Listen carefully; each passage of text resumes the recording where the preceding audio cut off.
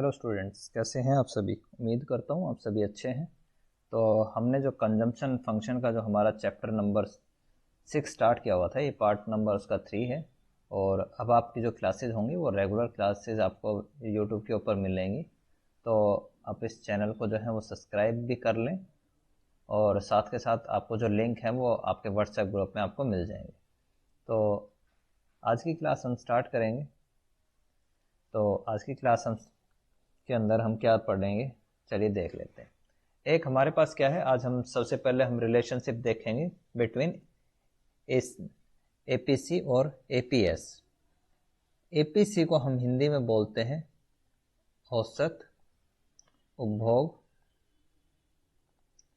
उपभोग प्रवृत्ति, और एक एपीएस होता है, एपीएस को हम बोलते हैं औसत बचत प्रवृत्ति।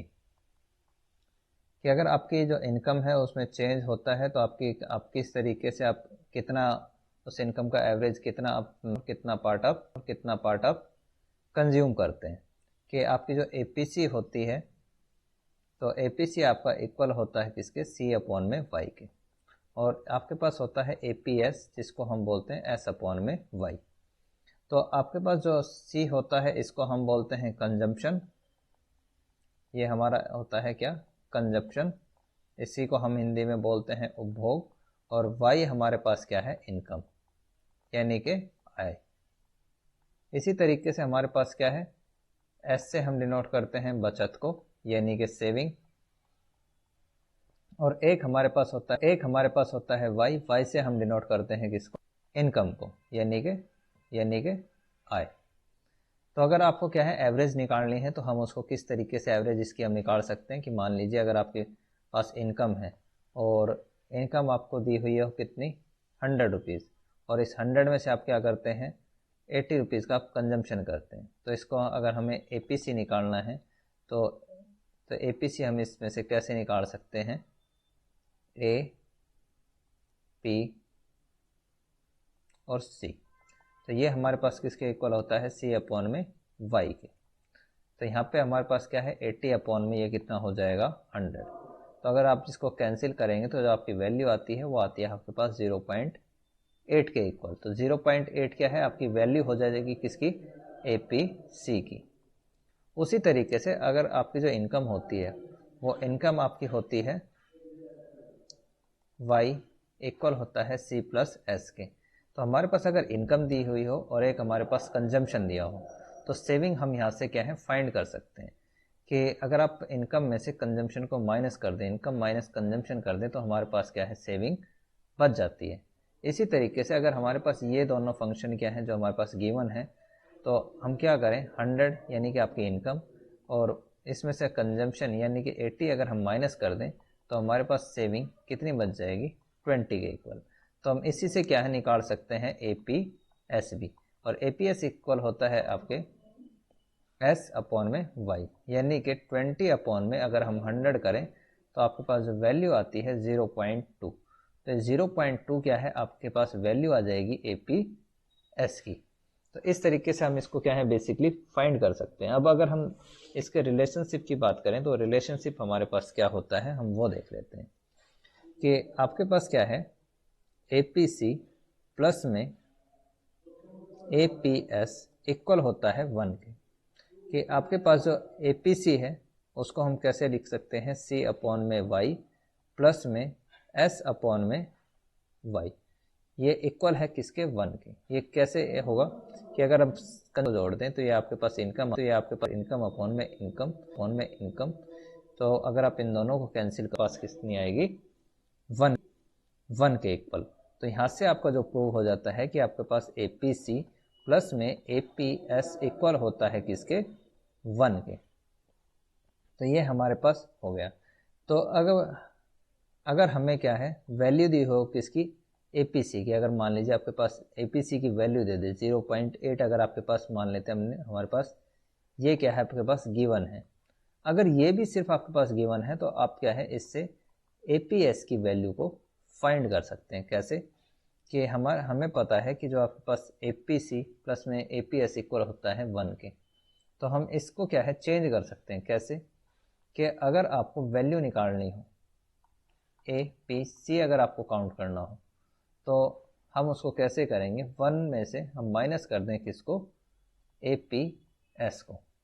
या अगर आप इसको सोल्व करके भी देखना चाहें तो आप इसको न्यूमेरिकली आप इसको पहले सोल्व करके देख लेते कि कैसे हम इसको सोल्व भी कर सकते हैं। कि मान लीजिए आपके पास यहाँ पे फंक्शन दिया हो ए पी सी प्लस में ए पी एस इक्वल है किसके, 1 के। तो अगर हमें ए पी एस निकालना है, ये हमें क्या है, फाइंड करना है। तो इसको फाइंड करने के लिए हम क्या करेंगे, जो आपके पास ये ए पी सी है इसको हम दूसरी साइड लेके जाते हैं। तो यहाँ पे क्या है, प्लस का है, तो जब ये दूसरी साइड जाएगा तो इसका साइन क्या हो जाएगा, माइनस का। जब ये इस साइड आएगा तो ये बन जाता है ए पी सी माइनस का। तो ये हमारे पास क्या वैल्यू आएगी, ये हमारे पास वैल्यू आती है। और इस साइड हमारे पास क्या बचेगा, ए पी एस। तो ए पी एस जो इक्वल होता है 1 में किसके हो जाएगा, ए पी सी के। इसी तरीके से एक तो हमारे पास ये फॉर्मूला होता है, एक तो हमने ये फाइंड करा। दूसरा हम क्या फाइंड कर सकते हैं कि अगर आपको निकालना है ए पी सी, कि अगर आपको ए पी सी फाइंड करना है तो वो कैसे करेंगे, कि ए पी सी प्लस में ए पी एस इक्वल होता है 1 के। अब अगर हम क्या करें, इस ए पी एस को अगर हम दूसरी साइड ले जाते हैं तो ये भी हमारे पास किसका हो जाएगा, माइनस का। तो अब हमारे पास जो ए पी सी वो बच जाता है 1 माइनस ए पी एस के। तो अगर आपको दोनों में से कोई भी एक वैल्यू गिवन हो, चाहे आपके पास ए पी एस की वैल्यू आपको गिवन हो या आपके पास ए पी सी की वैल्यू गिवन हो, आप सेकंड को फाइंड कर सकते हैं। कि फॉर एग्जांपल अगर हमारे पास दिया हुआ वैल्यू हमें ए पी एस की वैल्यू हम मान लेते हैं कि आपके पास 0.4 गिवन है, ये गिवन है, और आपसे पूछ लिया जाए कि आप वैल्यू फाइंड करें किसकी, ए पी सी की। तो हम उसको क्या करेंगे, डायरेक्टली हमें पता है कि आपके पास जो ए पी सी प्लस में ए पी एस इक्वल होता है 1 के, और जो हमें फॉर्मूला हमने फाइंड करा था वो हमारा क्या होगा कि ए पी सी इक्वल होता है किसके, 1 माइनस ए पी एस के। तो 1 तो है हमारे पास, ए पी एस की अगर हम वैल्यू डाल दें इसमें 0.4, तो 1 में से हम इसको माइनस करते हैं तो 0.6 वैल्यू हमारे पास आ जाएगी किसकी, ए पी सी की। तो हम इस तरीके से क्या है, कोई भी वैल्यू जो है हम फाइंड कर सकते हैं।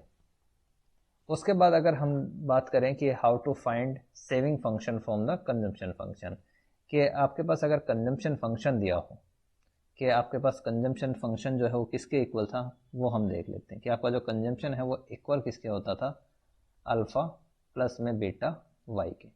अल्फ़ा हमें पता है कि ऑटोनोमस कंजम्पशन हमारे पास होता है, और बीटा हमारे पास इक्वल होता है एम पी सी के, और वाई हमारे पास क्या है, इनकम है। तो ये हमारे पास चीज़ें हैं। तो अगर आपके पास ये गिवन हो आपके पास क्या, कंजम्पशन फंक्शन इस तरीके से, तो आप किस तरीके से जो आप फंक्शन फाइंड करेंगे किसका, सेविंग का। और सेविंग फंक्शन आपका क्या होता है, माइनस अल्फा प्लस में एम पी एस वाई। तो इस एम पी एस को तो ये फंक्शन हम कैसे फाइंड कर सकते हैं उसकी यहाँ पे बात करिए, कि ये फंक्शन हमें इस तरीके से फाइंड करना है। कि सपोज करिए आपको ये फंक्शन दिया हो कि आपके पास कंजम्पशन है, कंजम्पशन फंक्शन हमें दिया है कि आपके पास C इक्वल है 50 प्लस में 0.75, और ये हमारे पास है y के इक्वल। तो यहाँ पे आपके पास अल्फ़ा की वैल्यू दी है कितनी, 50, कि ये आपके पास क्या है, मिनिमम लेवल ऑफ कंजम्पशन है। और एक अब आपके पास जो वैल्यू दी हुई है इनकम, तो इनकम हमारे पास 0 है।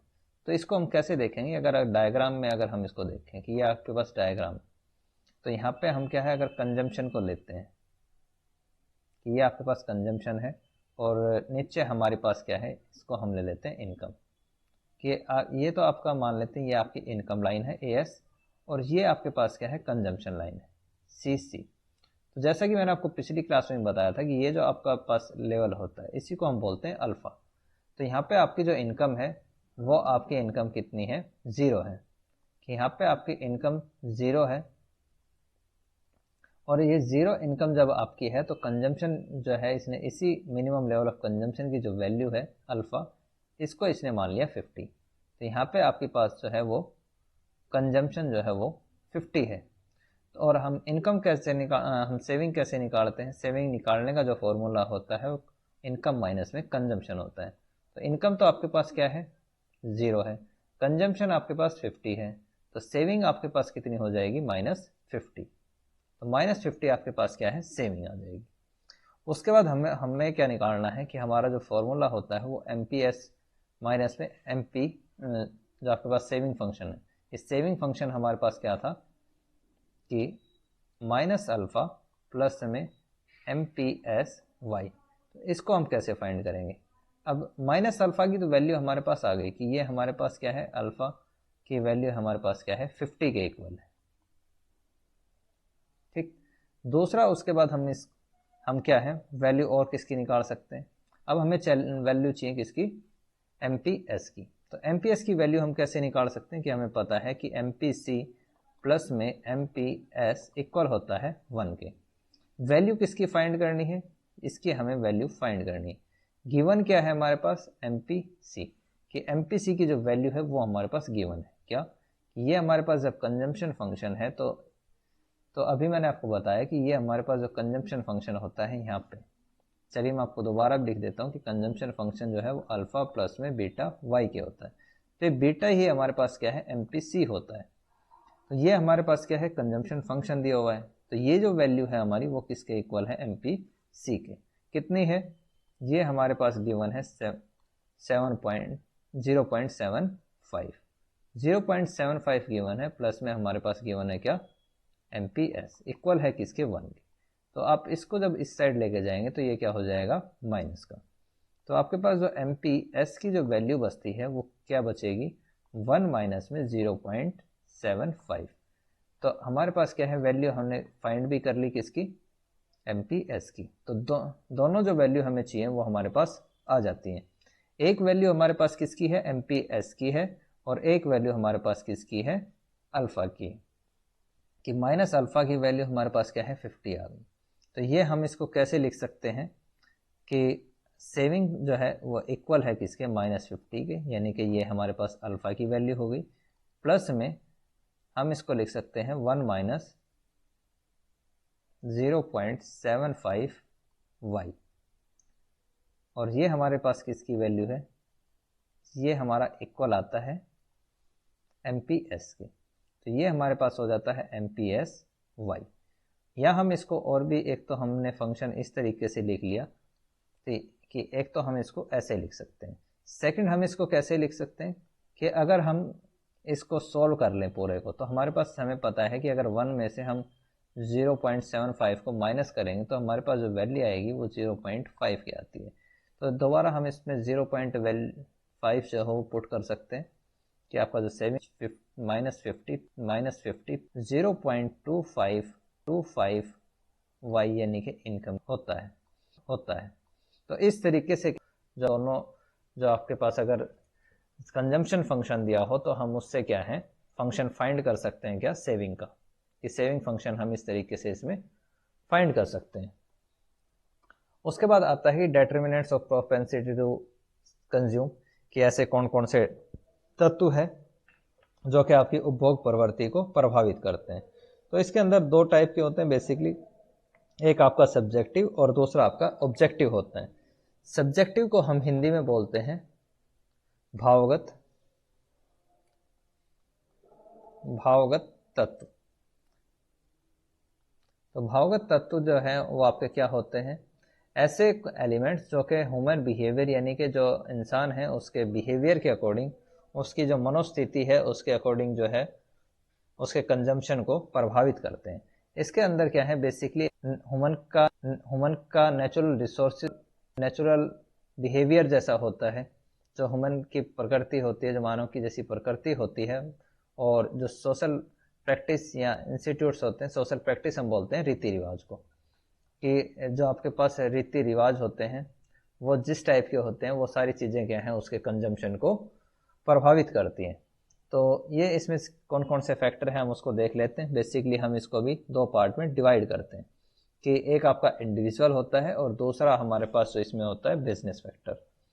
कि फर्स्ट हमारे पास क्या है? ये इंडिविजुअल, जिसको हम बोलते हैं व्यक्तिगत तत्व, और दूसरा हमारे पास होता है बिजनेस एलिमेंट्स, बिजनेस फैक्टर्स, जिसको हम बोलते हैं व्यावसायिक तत्व। तो ये दो टाइप के होते हैं, दोनों की हम इसके अंदर क्या है स्टडी करेंगे। सबसे पहले आता है हमारा फोरसाइटनेस। फोरसाइटनेस क्या होती है, जिसको हम बोलते हैं हिंदी में दूरदर्शिता। कि आपके पास जो मनुष्य है, जो कोई भी कंज्यूमर है, अगर वो फ्यूचर को लेके बहुत ज़्यादा चीज़ें सोचता है तो फ्यूचर को लेके कुछ ना कुछ वो चीज़ें जो हैं इनकम में से सेव करता है।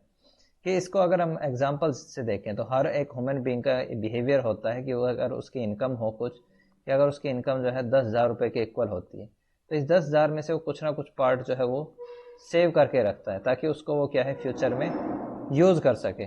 तो फ्यूचर की जो आवश्यकताएं हैं उसको ध्यान में रख के वो कुछ ना कुछ सेविंग अगर करता है, तो वर्तमान जो है प्रेजेंट टाइम के अंदर उसका जो कंजम्पशन लेवल है, जो उसका कंजम्पशन का लेवल होगा वो क्या होता है कम होगा। दूसरा होता है इकोनॉमिक डिपेंडेंसी, कि कोई भी जो इंसान है वो ये पसंद नहीं करता कि वो फ्यूचर के अंदर अपने आप को किसी के ऊपर डिपेंडेंट पाए। कि जैसे अगर हम बात करें तो हर एक ह्यूमन बिहेवियर जो है वो ये होता है कि अगर वो कुछ इनकम अर्न करे, कि 10,000 रुपये अगर वो मंथली इनकम अर्न करता है तो इसमें से कुछ पैसा वो क्या है सेव करके रखना पसंद करता है। क्यों? क्योंकि वो फ्यूचर के अंदर इस पैसे को यूज़ करेगा और वो किसी के ऊपर फाइनेंशियली जो है वो मौद्रिक रूप से किसी के ऊपर डिपेंड नहीं होना चाहता। जैसे कि अगर हम ओल्ड एज पीपल को देखें तो वो क्या करते हैं, उनका बिहेवियर होता है कि कुछ पैसे वो बचा लें ताकि बुढ़ापे के दिनों में उन्हें वो यूज़ कर पाएँ। तो एक ये होता है। उसके पास एक होता है इनलार्ज्ड इनकम इन फ्यूचर, कि कुछ लोग जो है अपनी इनकम को भविष्य में क्या है ज़्यादा बढ़ाना चाहते हैं। तो कैसे कि कुछ लोग जो हैं वो क्या करते हैं कि अगर मान लीजिए उनकी इनकम क्या है वो 10,000 रुपीज़ है, तो इस 10,000 में से वो क्या है 1,000 रुपीज़ सेव करेंगे, और इस सेविंग को क्या है वो आगे इन्वेस्ट करना पसंद करते हैं। तो अगर वो क्या है सेविंग को बढ़ा देंगे, अगर इस सेविंग जो है आपकी इंक्रीज होगी, तो इस सेविंग के इंक्रीज होने के साथ साथ क्या होगा, कंजम्पशन जो है वो लोगों का कंजम्पशन गिर जाएगा। कि जितनी ज़्यादा वो सेविंग करेंगे उतना ही कंजम्पशन जो लेवल है वो डाउन होता है। उसके बाद हमारे पास आता है ऑक्यूपेशनल मोटिव, कि ऑक्यूपेशनल यानी कि जिसको हम हिंदी में बोलते हैं व्यावसायिक उद्देश्य। कि अगर कोई भी इंसान जो है वो भविष्य के अंदर कोई भी जो व्यवसाय है, यानी कि कोई भी अगर बिजनेस जो है वो स्टार्ट करना चाहता है, तो उस बिजनेस को स्टार्ट करने के लिए उसे किसकी ज़रूरत पड़ेगी फ्यूचर के अंदर, मनी की। तो फ्यूचर के अंदर जिस मनी की उसको ज़रूरत पड़ेगी, तो इसके लिए वो क्या है सेविंग को इंक्रीज करता है, और सेविंग को अगर इंक्रीज करेगा तो कंजम्पशन उसका क्या रहेगा प्रेजेंट में कम रहता है। दूसरा उसके बाद आ जाता है मिजरलेसनेस, जिसको हम बोलते हैं कंजूसी। कि ऐसे इंसान जो कि कंजूस होते हैं वो पैसे को सेव करके रखना पसंद करते हैं, कि उनका नेचर होता है कि वो ज़्यादा पैसे खर्च नहीं करते। तो ऐसे लोगों का जो कंजम्पशन है वो कम होता है। जैसे कि अगर मान लीजिए आपका कोई फ्रेंड होता है, एक हमारे अगर कोई भी आपका ग्रुप है तो उसमें एक ऐसा दोस्त जरूर होता है जो पैसों को कम खर्च करना पसंद करता है। तो अगर उसकी इनकम भी अगर मान लें उसकी इनकम आपके पास 20,000 है, तो 20,000 में मुश्किल से क्या करेगा 5,000 रुपये बचत करना पसंद करता है, सॉरी 5,000 रुपये जो है ये कंजम्पशन करता है। तो अगर ये 5,000 रुपये कंजम्पशन करेगा तो इसकी जो इनकम है 15,000 रुपये तो ये बचा लेता है। तो अगर ये ज़्यादा कंजम्पशन जो है कम करेगा तो ऑटोमेटिकली इसकी सेविंग ज़्यादा होगी। कुछ लोगों का नेचर होता है कि वो कम पैसे खर्च करते हैं, तो ऐसे इससे क्या है जो आपका ओवरऑल जो कंजम्पशन लेवल है वो आपका गिर जाएगा। उसके बाद आता है स्टेटस इन सोसाइटी, कि कुछ लोग जो है समाज में अपना जो स्टेटस है उसको बढ़ाना चाहते हैं, और वो तभी बढ़ता है जब उनके पास पैसे ज़्यादा हों। तो ऐसी कंडीशन के अंदर जो लोगों का जो कंजम्पशन लेवल है वो कम रहता है और वो ज़्यादा सेविंग करना पसंद करते हैं। सेवन्थ आता है हमारे पास प्रिकॉशनरी मोटिव। ये प्रिकॉशनरी को हम हिंदी में बोलते हैं सावधानी। सावधानी मोटिव के लिए कि अगर मान लीजिए किसी इंसान की जो इनकम है वो 20,000 है, तो इसमें से एक पार्ट जो है वो सेव करके रखना पसंद करता है, कि 5,000 वो क्या करेगा सेविंग करेगा, ताकि जब भी कभी मुसीबत आए तो उस कंडीशन में वो क्या है उसको यूज़ कर पाए। तो वो एक सावधानी के लिए क्या है उसको भविष्य में यूज कर पाए, इसीलिए वो सेविंग करता है। नेक्स्ट आता है हमारे पास बिजनेस मोटिव, कि बिजनेस मोटिव जो है उसके लिए कि बिजनेस एलिमेंट क्या क्या होते हैं। सबसे पहले एक्सटेंशन ऑफ बिजनेस, कि जो आपका व्यापार है, व्यापारिक विस्तार, कि अगर आप किसी भी बिजनेस को बढ़ाना चाहते हैं तो उसके लिए क्या है फ्यूचर में मनी की नीड होती है, और इस मनी की नीड को तभी पूरा किया जा सकता है जब आपके पास क्या हो, सेविंग हो। तो फ्यूचर में इस सेविंग को बढ़ाने के लिए क्या किया जाता है, मनी को सेव किया जाता है, और अगर आपकी सेविंग ज़्यादा होगी तो कंजम्पशन का जो बिहेवियर है वो आपको क्या शो करता है कि आपका कंजम्पशन कम होगा।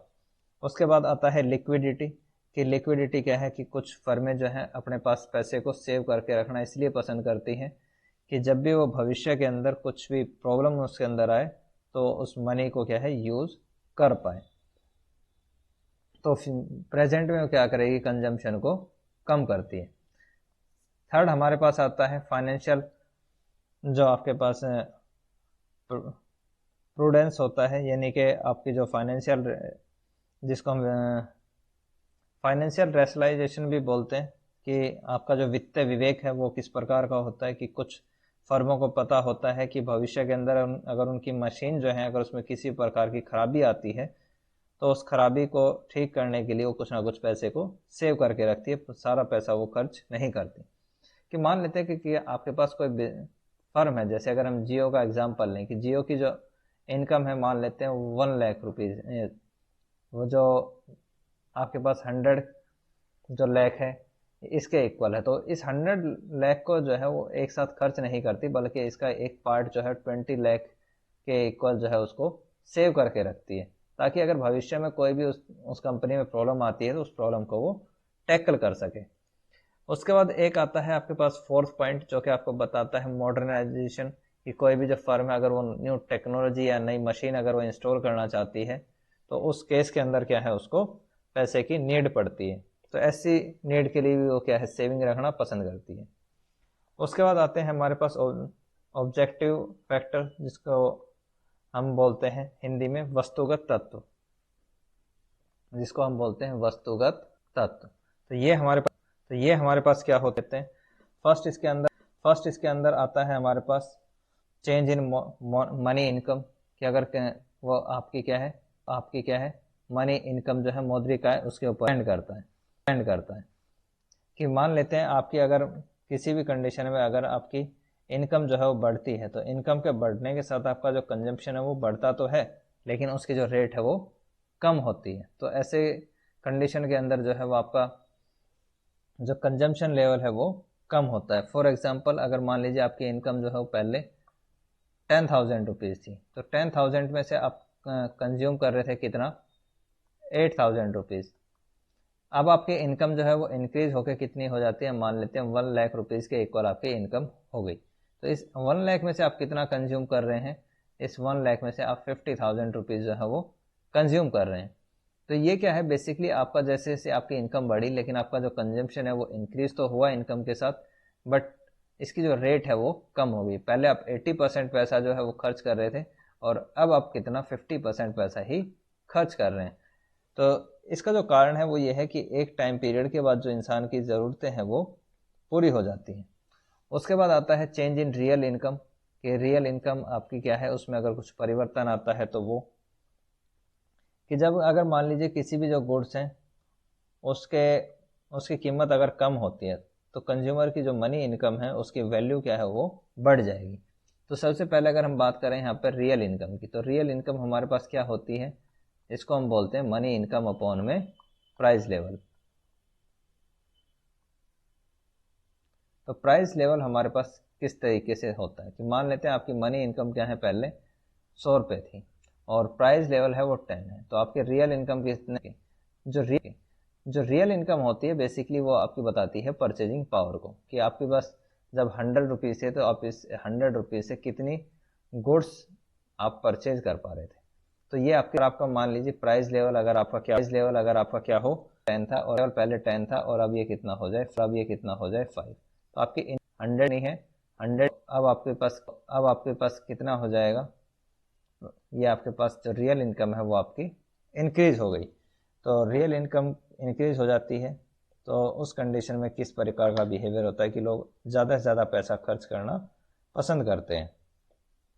उसके बाद आता है हमारे पास नेक्स्ट कि change in distribution of income, कि जो डिस्ट्रीब्यूशन है उसमें किस तरीके का चेंज आता है। कि हम मानते हैं कि हमारे पास कंडीशन जो है कंट्री में दो लोग हम मानते हैं कि एक आपके पास ए पर्सन है और एक आपके पास बी पर्सन है। कि अगर ए पर्सन की जो इनकम है वो तो है आपकी है 10,000, जो आपके पास बी पर्सन है उसकी जो इनकम है वो आपके पास कितनी है 1 लाख रुपीज़ है। तो अगर हम बात करें इनके कंजम्पशन लेवल की, तो कंजम्पशन लेवल आपका किस तरीके का होगा कि अगर जिसकी इनकम जो है 10,000 है तो इसका कंजम्पशन जो है वो 9,000 रुपये इसमें से हो जाता है। तो इसकी जो एमपीसी है वो क्या है आपकी ज़्यादा है। और अगर ये आपका जो कितना खर्च करता है, ये मान लेते हैं आपका 70,000 जो है वो खर्च करता है, तो इसकी जो सेविंग है वो कितनी आपकी होगी 30,000। तो यहाँ पे हम मान के चलते हैं कि जो ए के कंपैरिजन में जो इसकी एमपीसी होती है वो आपकी कम होगी। तो इसकी एमपीसी क्या है कम है किसके कंपैरिजन में, ए के कंपैरिजन में। क्यों? क्योंकि इनका जो इनकम डिस्ट्रीब्यूशन है वो अलग अलग है। बेसिक नीड की जो बेसिक नीड है वो बहुत जल्दी जो है वो कंप्लीट हो जाएंगी। तो इसकी जो इनकम है, इनकम बढ़ने से इसका जो कंजम्पशन का जो लेवल है वो कंजम्पशन का लेवल इसका कम बढ़ेगा। दूसरी कंडीशन क्या हो सकती है कि अगर मान लीजिए ए और जो बी है, अगर इनके अंदर जो है कि दोनों की इनकम क्या है आपकी वो 10,000 है, तो दोनों का जो ऑलमोस्ट जिनका कंजम्पशन का जो लेवल होगा वो भी इक्वल होगा और जो दोनों की जो मार्जिनल प्रोपेंसिटी टू कंज्यूम होती है वो ज़्यादा होगी। उसके बाद आता है कि आपके पास फोर्थ पॉइंट, वो है आपका विंडफॉल गेन एंड लॉस। कि आपका अगर मान लीजिए कोई विंडफॉल को हम बोलते हैं आकस्मिक लाभ और हानि, कि अगर आपका किसी भी प्रकार से कोई भी आकस्मिक ऐसी घटना हुई जिसके अंदर क्या है आपका जो कंजम्पशन है वो इंक्रीज हो सकता है। अगर आपका किसी भी प्रकार से आपको गेन हुआ है, तो अगर मान लीजिए किसी इंसान की लॉटरी लग जाती है और लॉटरी लगने से उसकी इनकम जो है वो 1 करोड़ रुपए उसकी इंक्रीज हो गई, तो इस 1 करोड़ की लॉटरी लगने से उसका जो कंजम्पशन है वो भी क्या होगा इंक्रीज हो जाएगा। उसी तरीके से अगर कोई भी ऐसी घटना होती है जिसमें जो इनकम है उसको लॉस होता है, तो ऐसे कंडीशन के अंदर जो कंजम्पशन है वो भी कम हो जाता है। उसके बाद आता है कि आपका फाइनेंशियल पॉलिसी ऑफ कॉरपोरेशन की जो आपके निगम है उनकी वित्तीय नीति किस प्रकार की है।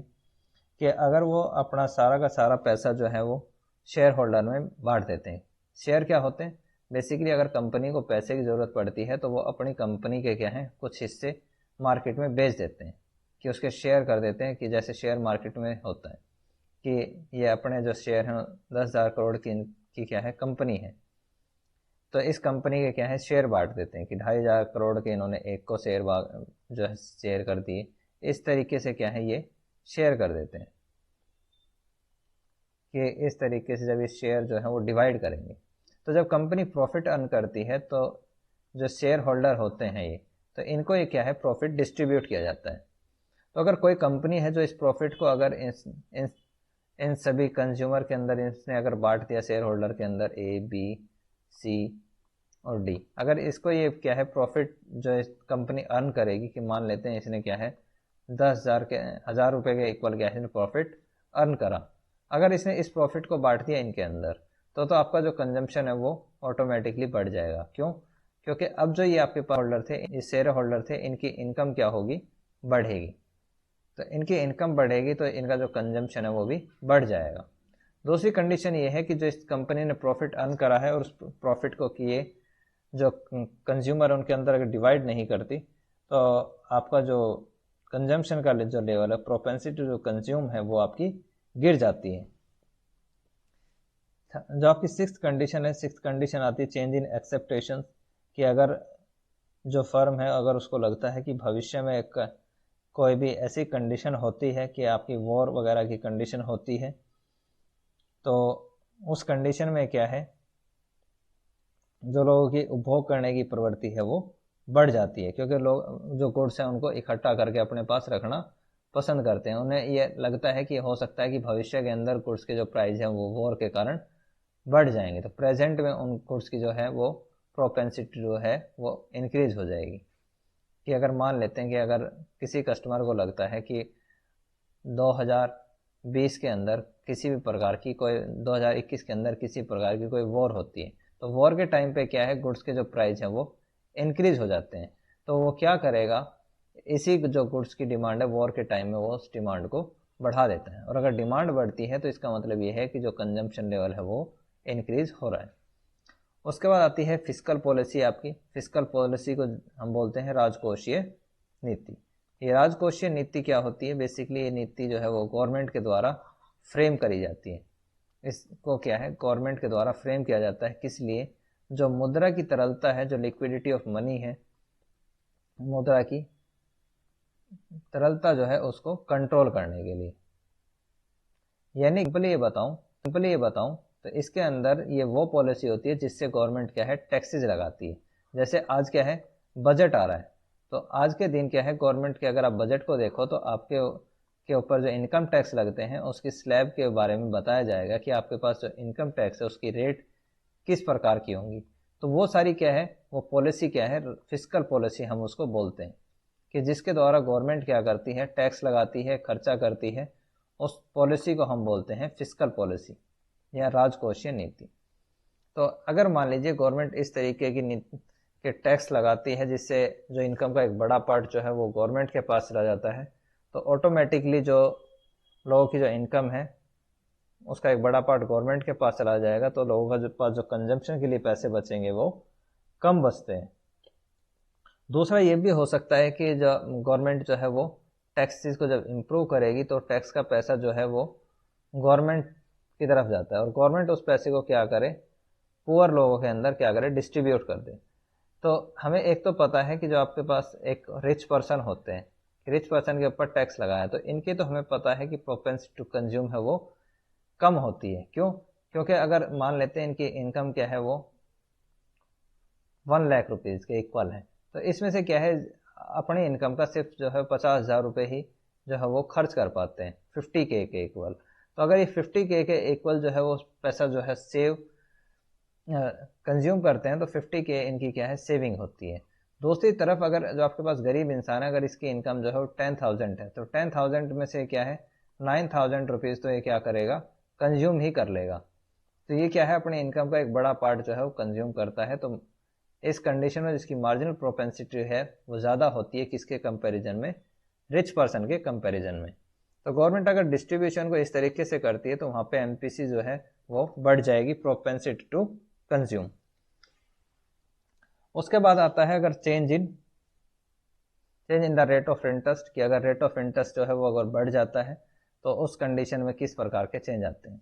बेसिकली रेट ऑफ इंटरेस्ट क्या है, अगर बैंक की है कि अगर बैंक के अंदर रेट ऑफ इंटरेस्ट दी जाती है कि अगर आप पैसा सेव करते हैं तो उस सेविंग के ऊपर आपको क्या है, कुछ ब्याज मिलता है, उस ब्याज को ही हम बोलते हैं रेट ऑफ इंटरेस्ट। कि अगर आपने क्या है 1000 जो आपने 10,000 रुपीज़ सेव करे और आपकी जो रेट ऑफ इंटरेस्ट है वो आपके पास 10% है, तो इसका पास आपकी जो इनकम है वो आपको कितनी मिलेगी, 1,000 रुपये के इक्वल आपको क्या है, ब्याज मिलेगा। तो अगर इस इनकम के ऊपर जो आपको इनकम मिलेगी वो आपको कंबाइंड मिलती है 11,000 रुपये के इक्वल।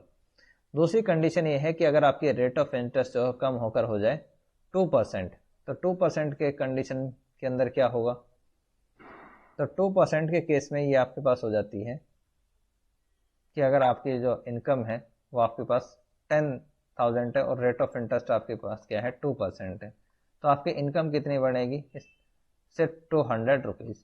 तो ऐसी कंडीशन में जो इंसान है वो पैसे को सेव करना पसंद नहीं करता, बल्कि उस पैसे को क्या करेगा, इन्वेस्ट ही करना पसंद करता है। तो जब आपके पास आपके रेट ऑफ इंटरेस्ट ज़्यादा होती है तो उस कंडीशन के आपके अंदर आपका जो कंजम्पशन लेवल है, कंजम्पशन लेवल आपका क्या होता है, कम होगा। लेकिन अगर आपके पास रेट ऑफ इंटरेस्ट जो है वो कम है यानी कि 2% है, तो ऐसी कंडीशन के अंदर आपका जो कंजम्पशन का लेवल है वो ज़्यादा होगा। क्यों? क्योंकि लोग पैसा जो है सेव करना पसंद नहीं करते। उसके बाद आता है वेजेस, कि आपकी जो वेजेस हैं वो किस तरीके से इसके ऊपर इम्पैक्ट डालती हैं। कि अगर जो वेजेस हैं अगर वो बढ़ा दी जाएं तो उस कंडीशन के अंदर क्या है, कंजम्पशन लेवल जो है वो बढ़ जाता है। लेकिन इसमें क्या है, अलग अलग हमारे पास पॉइंट ऑफ व्यू हैं। क्लासिकल इकोनॉमिस्ट हुए हैं तो उन्होंने एक अलग पॉइंट ऑफ व्यू दिया। उनके अकॉर्डिंग क्या है कि अगर कोई भी जो कंपनी है, क्लासिकल व्यू पॉइंट क्या था कि अगर जो वेज रेट है, अगर बेसिकली अगर हम इसको फिलहाल के लिए छोड़ देते हैं, क्योंकि ये बेसिकली आपका क्या है, एक थ्योरी से रिलेट करता है जिसको हम बोलते हैं क्लासिकल थ्योरी ऑफ एम्प्लॉयमेंट। तो इसको हमको जब थ्योरी पढ़ेंगे तो उस टाइम पे हम इसको देख लेंगे। उसके बाद हमारे पास आता है लिक्विडिटी ऑफ असेट्स। तो इसके अंदर भी क्या है, बेसिकली आपका जो पॉइंट ऑफ व्यू है, यहाँ पे हम अलग अलग इकोनॉमिस्ट हैं उनके पॉइंट ऑफ व्यू देखते हैं। जैसे आपके पास पीकू है एक इकोनॉमिस्ट, तो इन्होंने अपना पॉइंट ऑफ व्यू रखा था और इनका पॉइंट ऑफ व्यू था कि जब किसी भी गुड्स के जो प्राइस कम होते हैं तो लोगों के पास जो है वो इनकम बढ़ जाती है, चाहे उसको आप कैश के रूप में ले लें, सच कैश, जैसे आपके पास क्या है, कैश में पैसा है, उसके बाद आपके पास सेविंग अकाउंट में है, गवर्नमेंट बॉन्ड है, शेयर है, तो वो क्या है, इंक्रीज हो जाते हैं। तो ऐसे जो लोगों की खर्च करने की जो प्रवृत्ति है वो क्या होगी, बढ़ जाती है। कि अगर किसी गुड्स के प्राइस कम होते हैं तो लोग क्या है, ज़्यादा पैसा खर्च करते हैं। इसी को मॉडर्न इकोनॉमिस्ट ने क्या बोला है, पीगो इफेक्ट का नाम दिया है। बेसिकली आगे थ्योरीज हैं तो उस थ्योरीज के अंदर हम इनको पढ़ते हैं। दूसरा आता है social security and life insurance, कि जब भी लोगों को ऐसा लगता है कि वो लोग अपना जीवन जो है सुरक्षित बनाना चाहते हैं तो कुछ पैसा वो क्या है, इन्वेस्ट करते हैं किसके अंदर, बॉन्ड्स के अंदर, और जो आपका इंश्योरेंस होता है उसके अंदर। कि ऐसे कंडीशन के अंदर कि अगर मान लीजिए कोई भी है कि अगर आपकी इनकम जो है वो 10,000 रुपीज़ है, तो 10,000 में से आप क्या है 2,000 रुपीज़ जो पैसा आप इन्वेस्ट करते हैं, तो ये 2,000 रुपीज़ जो करते हैं किसके अंदर, मान लेते हैं आपका LIC की आपने एक पॉलिसी परचेज कर ली। तो अगर आप LIC की पॉलिसी आप परचेज करते हैं तो ऐसी कंडीशन के अंदर जो आपका कंजम्पशन लेवल है वो क्या होगा, कि वो कंजम्पशन लेवल जो आपका 10,000 होना चाहिए था वो अब आपका कितना होता है, 8,000 रुपीज़ होता है। और आपका जो कंजम्पशन लेवल है वो कम है, कि आपकी इनकम में से आपने एक पार्ट को क्या कर दिया, इन्वेस्ट कर दिया LIC के ऊपर। तो आपकी जितनी इनकम थी उससे आप कंजम्पशन क्या करेंगे, कम करते हैं। उसके बाद new attractive of new product, अगर जब भी न्यू प्रोडक्ट मार्केट के अंदर आते हैं तो कस्टमर को क्या है, अपनी तरफ अट्रैक्ट करते हैं। जैसे कि अगर मान लीजिए कोई भी मार्केट के अंदर न्यू मोबाइल फ़ोन आया, तो अगर एज ए स्टूडेंट आपका क्या करता है, मन कीजिए कि आप उस फ़ोन को परचेज़ कर लें। जैसे आईफोन आता है, कि आईफोन जो है एक न्यू लॉन्च होता है तो लोग उस आईफोन को परचेज़ करना पसंद करते हैं। तो ऐसी कंडीशन में जो आपका जो कंजम्पशन है वो इंक्रीज होता है। कब, जब मार्केट में कोई भी न्यू प्रोडक्ट आता है तो वो अट्रैक्ट करता है लोगों को कि वो ज़्यादा पैसा खर्च करें। उसके बाद आता है आपके पास थर्ड पॉइंट, क्रेडिट और इंस्टॉलमेंट फैसिलिटी, कि अगर किसी को जो उधार और अगर किस्तों में अगर आपको चीज़ें मिल जाती हैं तो उस कंडीशन में जो है कंज्यूमर वो ज़्यादा पैसा खर्च करना पसंद करता है, और जो आपकी जो कंज्यूम करने की जो कैपेबिलिटी है वो आपकी क्या है, इंक्रीज हो जाती है। उसके बाद आपके पास 14th पॉइंट आता है जो आपको बताता है एक्सेप्टेशंस ऑफ फ्यूचर, कि अगर कोई भी जो कस्टमर है अगर उसको लगता है कि वो भविष्य में उसकी जो आय है उस किस तरीके की रहेगी, कि अगर उसको लगता है कि फ्यूचर के अंदर उसकी जो इनकम है अगर वो इंक्रीज हो जाएगी, तो ऐसी कंडीशन में जो कंजम्पशन है वो उसको भी वो इंक्रीज करता है। और दूसरी कंडीशन अगर उसको ये लगता है कि भविष्य में अगर उसकी आय जो है वो कम होगी तो वो कंजम्पशन भी क्या है, वर्तमान में कम करेगा। उसके बाद एक आपका आता है 15 पॉइंट जो आपको बताता है कि अवेलेबिलिटी ऑफ गुड्स, कि जो गुड्स हैं वो कि जो गुड्स हैं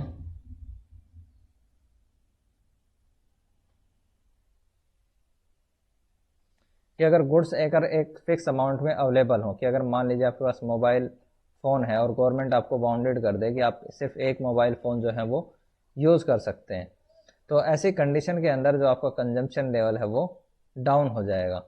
इसी तरीके से जैसे फूड है, अगर फूड के ऊपर खर्चा है, अगर गवर्नमेंट उसको बाउंडेड कर दे कि आपको मंथ में जो है वो 35 kg जो है वो कुछ फूड मिलेगा, तो आपकी इनकम चाहे इंक्रीज हो जाए लेकिन आपका जो कंजम्पशन है वो इंक्रीज नहीं होगा। तो अगर आपकी अवेलेबिलिटी ऑफ गुड जो है लिमिटेड होती है तो आपका कंजम्पशन लेवल जो है वो कम इंक्रीज होता है। उसके बाद आपका आता है development of means of transport, कि अगर आपके जो ट्रांसपोर्ट सिस्टम है अगर वो अच्छा होगा और गुड्स जो है वो हर एक जो सेक्टर है, हर एक जो सिटी है अगर उसके अंदर इजीली अवेलेबल होंगे तो आपका जो कंजम्पशन लेवल है वो इंक्रीज होगा। कि अगर मान लीजिए सोहना के अंदर ही आपको अच्छे अच्छे रेस्टोरेंट दे दिए जाएं, या अगर आपके जो मूवीज़ देखने की जो जगह हैं, जो मूवीज़ हॉल हैं, अगर वो ज़्यादा बढ़ा दिया जाए तो जो आपका कंजम्पशन लेवल है वो ऑटोमेटिकली बढ़ जाएगा। क्यों?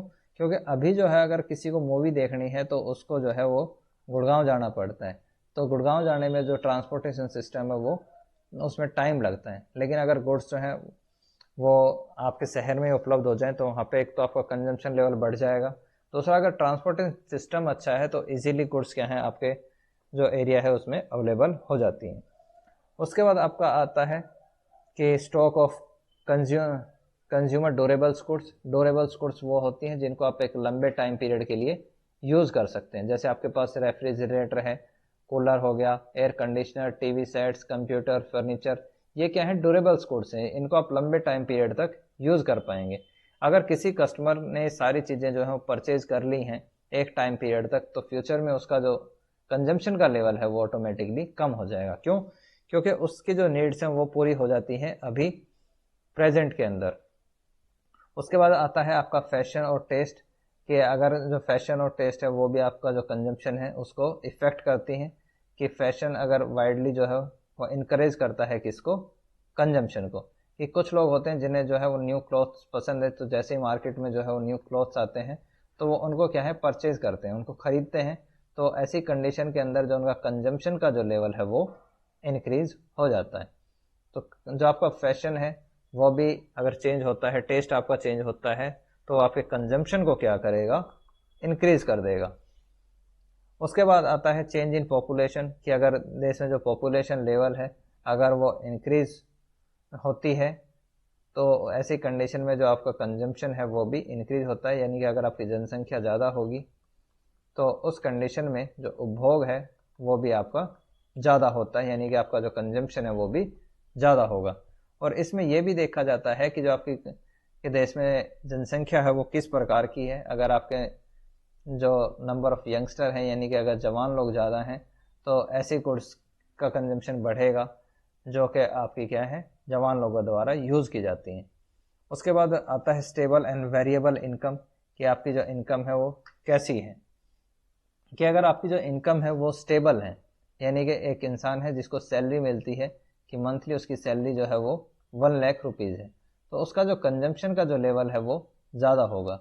दूसरा एक पर्सन है जिसकी इनकम जो है वो स्टेबल नहीं है, कि मान लेते हैं एक साल तो उसको इनकम मिली एक साल में 1,00,000 रुपीज़, सेकेंड ईयर में उसको इनकम अर्न हुई या 50,000, तो ये क्या है फर्स्ट ईयर की है, ये सेकेंड ईयर की है। थर्ड ईयर मान लेते हैं उसकी इनकम जो है वो 1,20,000 हुई, तो उसकी इनकम में क्या भी ज़्यादा हो, इनकम कभी ज़्यादा हो जाती है, कभी ज़्यादा हो जाती है, कभी कम हो जाती है। तो ये कस्टमर है इसकी एमपीसी जो है कम, जो इसकी मार्जिनल प्रोपेंसिटी टू कंज्यूम है वो ज़्यादा होगी कंपेरेटिवली इसके। तो ये ऐसे फैक्टर हैं जो कि आपके कंजम्पशन को इफ़ेक्ट करते हैं। तो आज की क्लास में इतना ही, नेक्स्ट क्लास में आपसे मिलते हैं, तब तक के लिए all the best, have a nice day.